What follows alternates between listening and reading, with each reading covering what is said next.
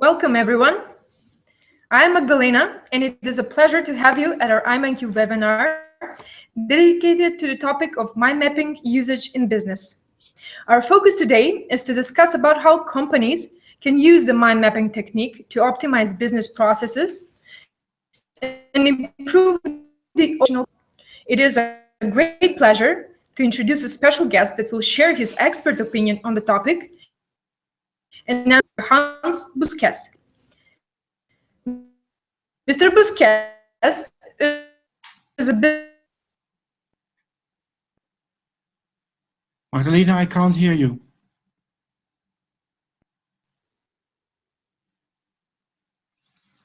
consultant who helps companies to improve business by determining business level.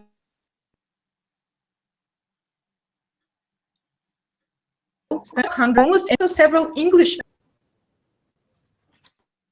Magdalena, I can't hear you. My colleague Boyan the session because he will be our moderator. Hello, everyone from my side as well. In short, I would like to inform you that this webinar is about how mind mapping can be used in business, how it can make a difference in your everyday work, add value to your products or services, and what is really important also, what are the challenges to implement it. I would like to inform all of you that you're free to post your questions during the webinar, to which our special guest, Mr. Buskes, will be delighted to answer. I think that we can start with the questions. First, what is really important, Mr. Hans? Could you tell us what is mind mapping and what is your definition of mind mapping? Okay, thank you, Bojan. All right, when starting up IMindQ, next to the logo is a slogan: think, invent, visualize, present, and act. I think that sums pretty well up what mind mapping is. Let's check this in practice. Here is presented a map with 8 quotes of Steve Jobs. I would like to ask you, all of you, would you call this a mind map? Please send in your answers, just yes or no, with maybe one sentence why it is or why it is not. In my opinion, just putting words, or in this case quotes, in a spiderweb structure is not mind mapping. Mind mapping refers to the process in your brain analyzing, ordering, and processing data. The mind map is the outcome of the process. So my definition of mind mapping would be: mind mapping involves processing of information in the brain, enriching these by, for example, info, data mining, association, and ordering, and finally arranging it in a visual way. The result is a nonlinear radial mind map, and it can be used to communicate or as a knowledge management system. Now, let us check this out with a mind map. This mind map shows exactly what is in the definition. At a first glance, it may seem a bit comparable with the maps of Steve Jobs quotes. However, as you can see, the information has been processed. Presented are 6 cases how has been dealt in a crisis situation. In detail, you see half of the map for clarity. The mind map has been ordered into ways how you can react, like open, transparent, like Sharapova did, or closed, non-transparent, as Clinton did in the Lewinsky case, or denying and using a spin and a frame, as Putin did. Added is how successful this approach typically is in practice, with the green button like, the red button dislike, or the dice in the case of Putin. Information has also been added in more detail about the handling of the crisis. For example, in the case of Putin, with respect to the Panama Papers, he used the spin: the money transferred to offshore companies were donations. And he used the frame: it's typical the West trying to discredit Russia. So, Bojan, do we have already answers whether the Steve Jobs map is a mind map or not? Mr. Hans, we got two answers on this question, which were one is yes, and the other user from the audience says he's not sure whether that is a mind map. Okay. Well, that's a kind of 50-50, and probably that's if you do a larger test, it is the same. However, whether it be a mind map or not, it's very clear that the mind map of Steve Jobs quote does not add value, and is not a typical mind map you could use in a business application, whereas the mind map about the ways how to react to a crisis situation there is added value how to do that or not. Let's move to the second question. Okay, now as you mentioned, how long have you been using mind mapping, and what are the main reasons for using it?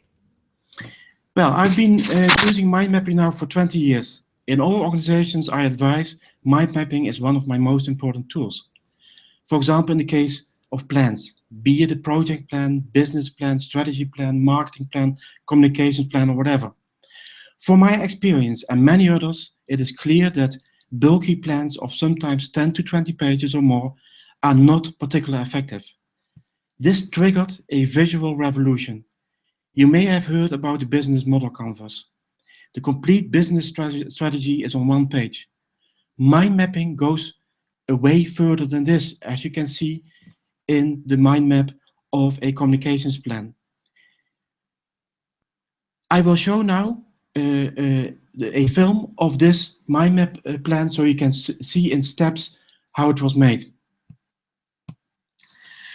The 1992 Earth Summit was the largest ever gathering of world leaders talking about global threats like climate change, land degradation, endangered wildlife, and many other world problems. Exactly 20 years later, they met again in Rio de Janeiro to tackle issues concerning sustainable development. Each country had a national platform to gather ideas to submit to this UN conference. This communication plan is how it was done for the Dutch government. As you will see in this film, a visual plan like this is easier to grasp, easier to comment on, easier to evoke creativity, easier to implement, and so on. Take, for example, the target audience, the second branch. In presenting this mind map and by dividing the target groups into usual and non-usual suspects, my client immediately asked to add women to the target audience because of the problem of gender inequality in the workplace, politics, and so on. In the next branch, the strategy is mapped, using various workshops tailored to the audiences mapped in the previous branch to collect ideas. A cross-medial strategy of all communications tool is used. Again, doing it in this way, it is much easier for all people involved to discuss and to give input. Last but not least, you can turn a mind map into a project plan and using it as an organic management system throughout the complete project. The targets and whether they are reached are now shown visually for your convenience, but in reality, it was managed in the project plan within the mind map.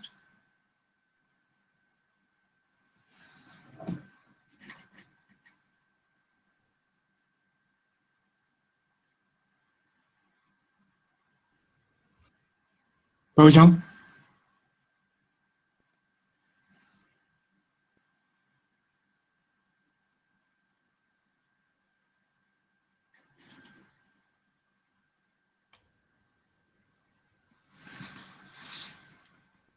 And Mr. Hans, this was a very interesting video that you have shown to us.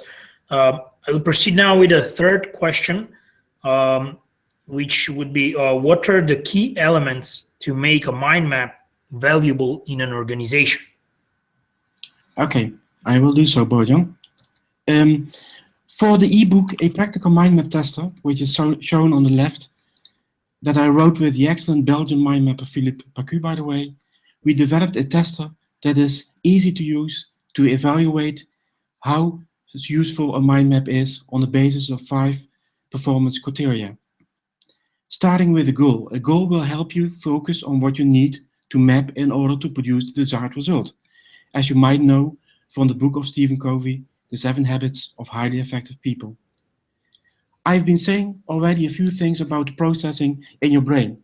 It is absolutely necessary if you want to add value in a business to process and to enrich the information.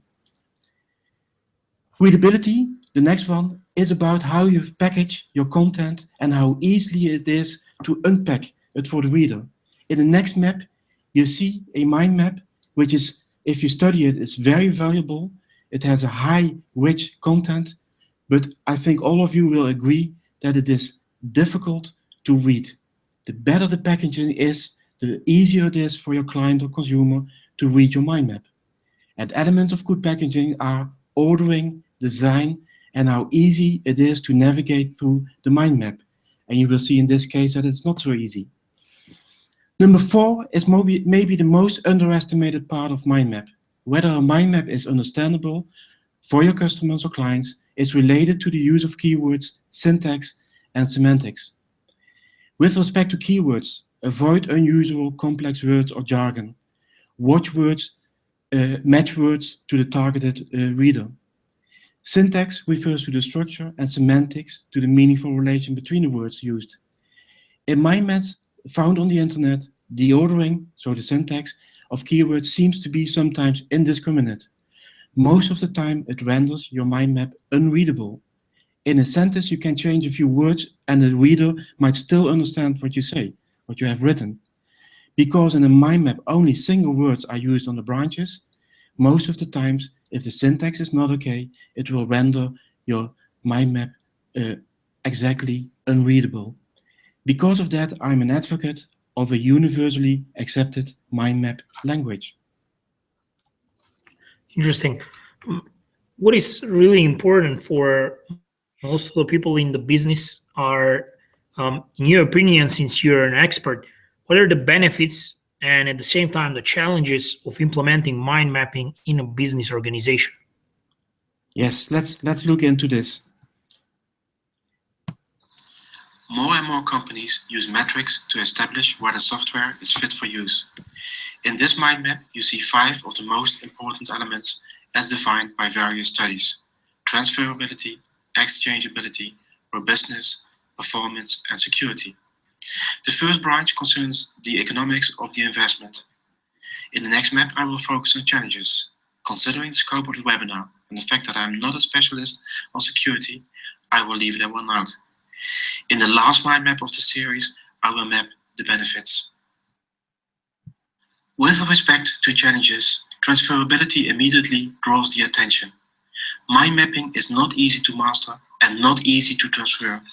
As well from my long experience as trainer and consultant working with mind maps in companies, as well from studies, this is obvious. You see, making a mind map of the activities you plan to do on a particular day is not too difficult. However, live mind mapping a complex brainstorm in a company resulting in an effective map containing more than 200 branches, to give one example, is another matter entirely. The orange light for exchangeability refers to what I was earlier mentioning, the lack of a universal mind map language, as well as the lack of a universal file format. Now, don't worry. Adding the benefits in this map will reassure the most of you. The investment is low. Because of its unique structure, it is easy to understand, unless your syntax and semantics are poor, of course. It is easy to exchange within teams. It's a robust application, if you buy the right software at least. And I noticed in all companies where I introduced it, it improved the productivity, the creativity, as well as the quality of decision making. Okay, so Mr. Hans, considering the benefits and challenges of implementing mind mapping in the real business, in your opinion, what is the future of mind mapping?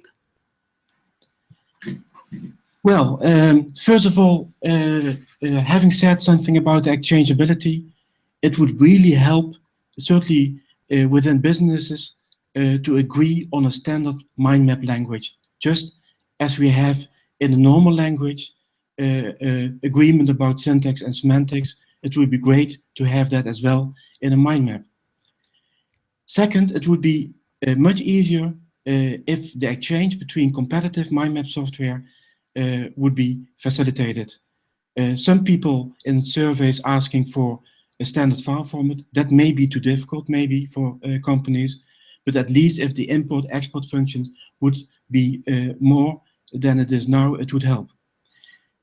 Third, I think we really need effective training programs to come to arrive at better mind mapping cases for business applications. And with regard to the software, I would personally see a faster user interface for optimal usability. For example, helping with live mind mapping, brainstorm, and accelerating decision making. Enabling real-time collaboration is a must for any company. Adding interactive content functionality would not only make the mind map a visual instrument, but also a content knowledge management system. And I think it is very crucial in a company that there is a consistent cross-platform mind mapping, meaning that whether you mind map in the cloud, on your iPad or on the laptop, it should be the same everywhere. I think that the next question would be very important for the audience. That is, in your opinion, as a functional productivity tool, the mind mapping solutions, what are the best business?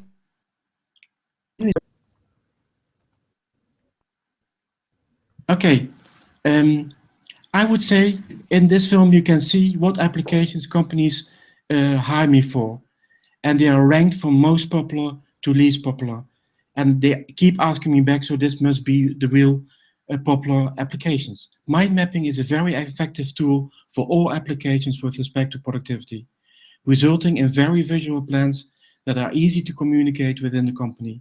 Business plans, communications plan, strategy plans, marketing plans, whatever. The next is brainstorming. Using live mind mapping during brainstorms result in more and better ideas, and they are easier to filter. Did you know, by the way, that the name BlackBerry originated from a live mind map brainstorm? Analyzing situations, for example, a crisis situation using mind mapping, results in better decisions.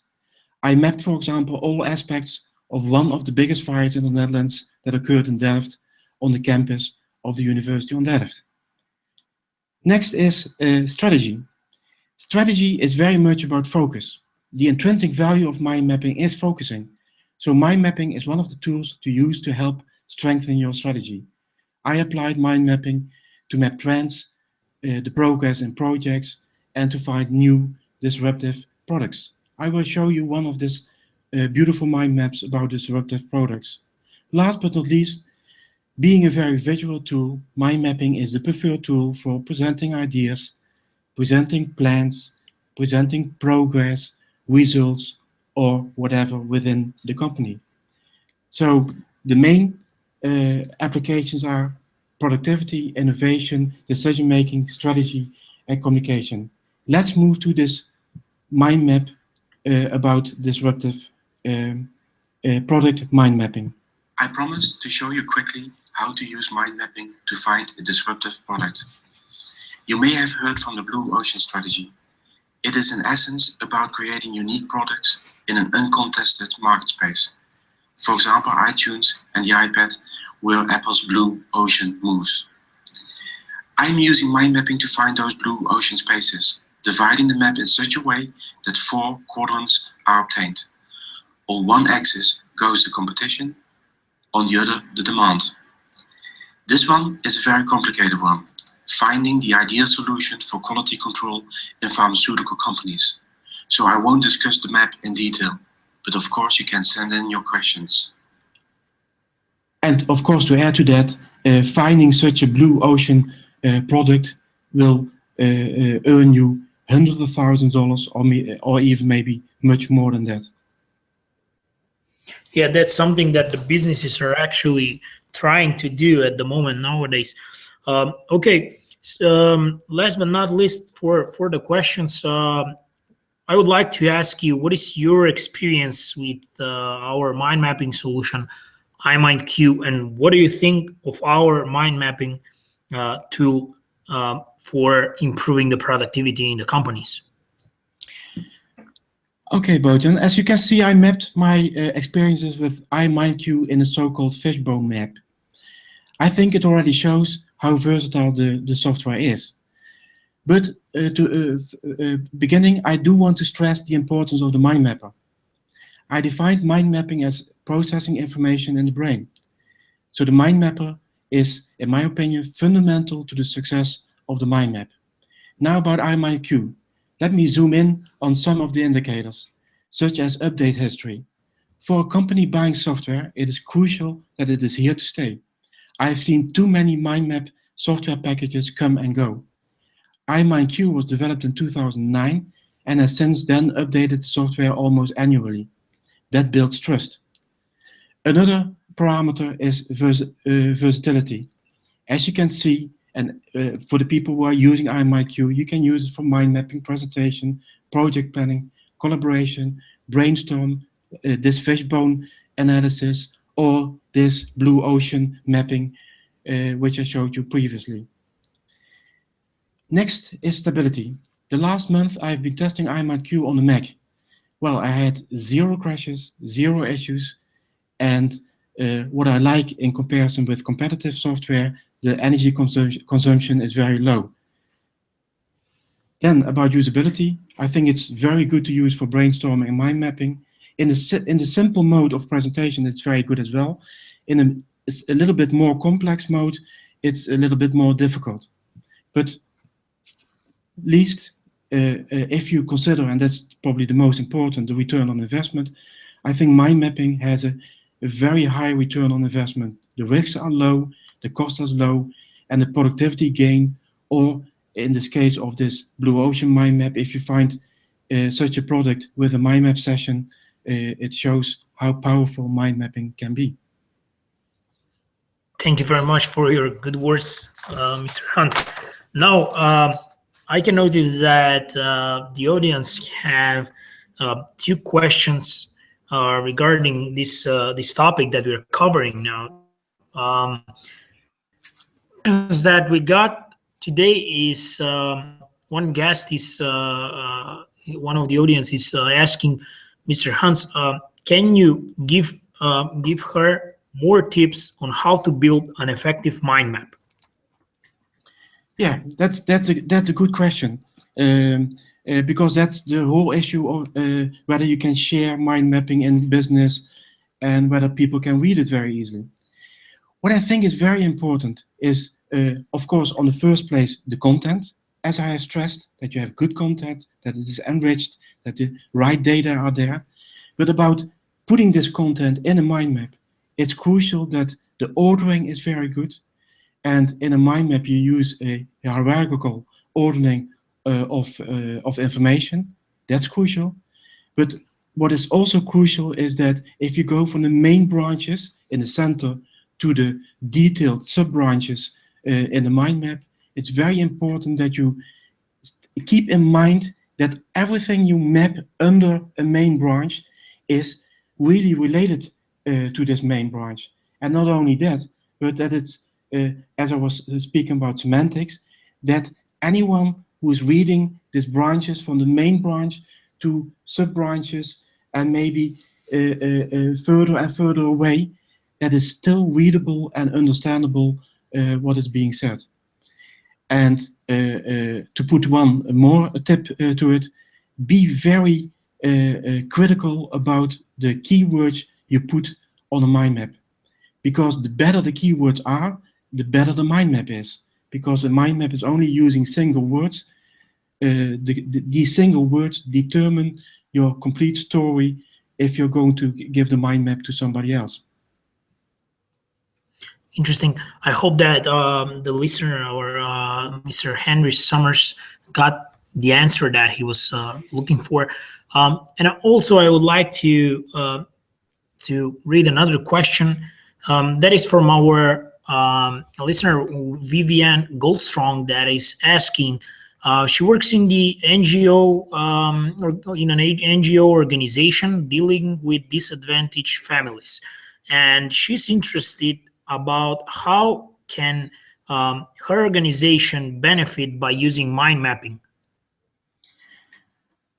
Well, I'm not exactly familiar with the topic, but I would say is that in a case like that, that it is enormous important that you know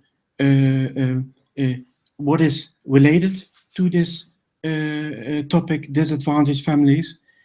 And I'm not sure whether this to map the situation actually, or that it is, for example, to try to help these people and to communicate with these people. In that aspect, it is very important in the mind map that you show how you can reach these people with communications tool or whatever. And what I see in, for example, I did this kind of things for a municipality in the Netherlands dealing with people who live in poverty, is that doing such a process in a mind map makes you more creative how to reach the people, because this type of people are very difficult to reach, and what you could do to help them, because that's an element of mind mapping, that it's making you more creative, to map more creative things you could do in that case. Okay, thank you very much for the answer, Mr. Hans. I would like to resume all. Thank you all for attending this webinar. Hans, thank you once again for being here for us and for sharing your thoughts on mind mapping. It was a pleasure for me. It would be great if all of you who were listening to the webinar found this inspiring to continue or to start using mind mapping in the organization that you work for. If you still have any questions for Mr. Hans, please email them to webinars@imindq.com, and we will make sure that Mr. Hans will answer them.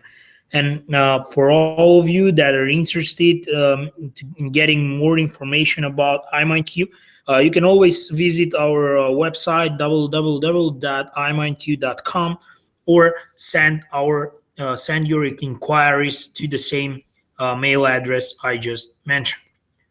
Thank you once again. Goodbye.